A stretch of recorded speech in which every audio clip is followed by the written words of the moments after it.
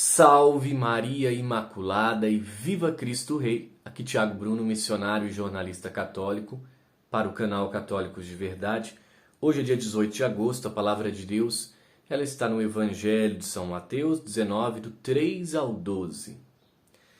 Naquele tempo, alguns fariseus aproximaram-se de Jesus e perguntaram, para o tentar: é permitido ao homem despedir sua esposa por qualquer motivo? Jesus respondeu: nunca lestes que o Criador desde o início os fez homem e mulher? E disse: por isso o homem deixará pai e mãe e se unirá à sua mulher, e os dois serão uma só carne. De modo que eles já não são dois, mas uma só carne. Portanto, o que Deus uniu, o homem não separe. Os fariseus perguntaram: então como é que Moisés mandou dar certidão de divórcio e despedir sua mulher? Jesus respondeu: Moisés permitiu despedir a mulher por causa da dureza do vosso coração. Mas não foi assim desde o início. Por isso eu vos digo: quem despedir a sua mulher, a não ser em caso de união ilegítima, e se casar com outra, comete adultério. Os discípulos disseram a Jesus: se a situação do homem com a mulher é assim, não vale a pena casar-se. Jesus respondeu: nem todos são capazes de entender isso, a não ser aqueles a quem é concedido. Com efeito, existem homens incapazes para o casamento, porque nasceram assim. Outros, porque os homens assim os fizeram. Outros ainda se fizeram incapazes disso por causa do reino dos céus. Quem puder entender, entenda. Palavra da salvação. Glória a vós, Senhor. Eu gosto muito desse evangelho, mas muito mesmo, porque Jesus ele vai tratar algumas questões que são importantíssimas e que às vezes as pessoas têm muita dificuldade de entender. Primeiro, o casamento, que é indissolúvel. Um casamento é indissolúvel. E hoje nós vemos em seitas protestantes pessoas que se casam e descasam, casam e descasam, sempre no cartório, nem na igreja não casa. Não é isso que Jesus está falando aqui. O homem deixará seu pai e sua mãe, se unirá à mulher e serão um. Hoje, as pessoas acham que casamento é um eterno mar de rosas. Isso não é verdade. Casamento é difícil, casamento tem muitas dificuldades, casamento você vai passar por muitos problemas, mas você, aquela decisão sua de dar o sim para outra pessoa e a outra pessoa dar um sim para você, essa decisão é uma decisão que tem que suportar todos os problemas, porque também tem muitos momentos felizes e bons momentos. Agora, as pessoas na primeira dificuldade querem cada um ir para o seu canto e ninguém quer passar dificuldade juntos mais. Por quê? Porque colocaram na cabeça das pessoas que cada pessoa é independente, colocaram na cabeça das pessoas que seja feliz. Se você não está feliz, busque algo que te faça feliz. Como que o pecado vai fazer a pessoa feliz, gente? Como que o pecado vai fazer a pessoa feliz? Porque a pessoa que se separa e se junta com outra pessoa, ela está vivendo em pecado. Desde que o casamento seja válido, tá?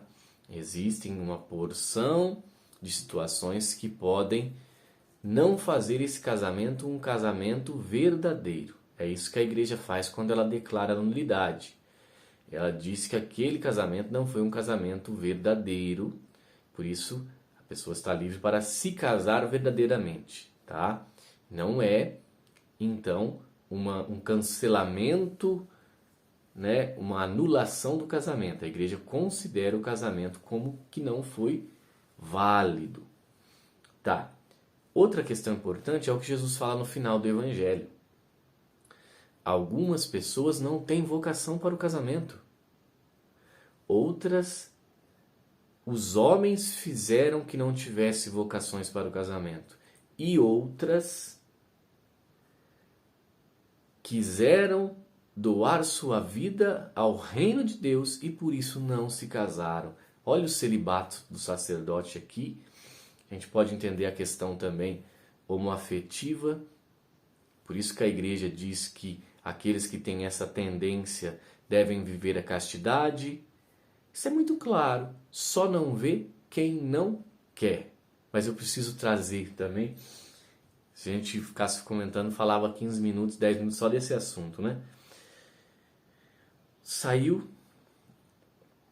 no ACI Digital uma matéria muito legal, muito interessante para a gente entender sobre a teologia da libertação, que é do Clodovus Boff, que hoje é um grande teólogo e ele já foi da teologia da libertação e se converteu.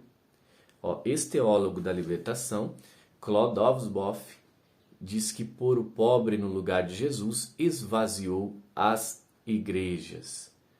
E lembrando que esse daqui, ele é irmão do Leonardo Boff. E quando o Clodovus Boff escreveu esse último livro, A Crise da Igreja, a Teologia da Libertação, que eu sempre falo na livraria, que ele detona a teologia da libertação, o irmão dele disse que ele defecou fora do vaso. Leonardo Boff falou isso. Então quer dizer que tudo que ele escreveu tá verdade mesmo, porque nós sabemos quem que é Leonardo Boff, né? Para Frei Clodovus Boff, o domínio da teologia da libertação está na raiz do declínio do catolicismo no Brasil.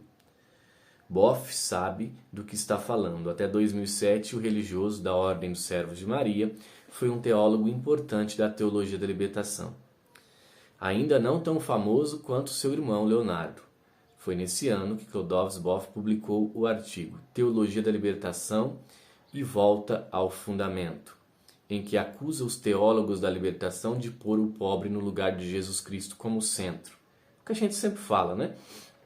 Agora, Boff volta à carga. É preciso que a igreja volte a dar ênfase a Cristo, também como sacerdote, mestre e senhor, e não apenas ao combate à pobreza, e à crise climática, disse no seu lançamento A Crise da Igreja Católica e a Teologia da Libertação, escrito em colaboração com o padre Leandro Razeira, lançamento recente pela editora Eclésia. Inclusive eu tenho uma live aqui no canal com o padre Leandro, que nós tratamos esse livro, esse assunto.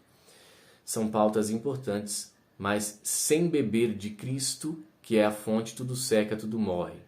No final da década de 60, quando a teologia da libertação começou a dominar o pensamento religioso no Brasil, o país tinha mais de 90% de católicos em sua população. De lá para cá, a porcentagem de católicos da população brasileira só decresceu, até chegar cerca de 51%, segundo pesquisa Datafolha de 2020. Mesmo esses católicos têm um índice muito baixo de participação na igreja. Uma pesquisa feita pela Universidade de Georgetown, em 36 países, revelou que só 8% dos católicos vai à missa regularmente cumprindo o preceito dominical. Para Boff e Razeira, o declínio da frequência dos fiéis se deve a que o depósito da fé não está sendo transmitido. Com a teologia da libertação acontece uma instrumentização da fé em função do pobre, escreve Clodovus Boff no livro. Cai-se no utilitarismo ou funcionalismo em relação à palavra de Deus e à teologia em geral. Para o frade, esse esvaziamento fez que muitos católicos tentaram preencher esse vazio no protestantismo, no esoterismo, no neopaganismo e até mesmo no satanismo. Longe de ter desaparecido, seria absurdo dizê-lo. A fé em Cristo continua a ser a referência para a igreja.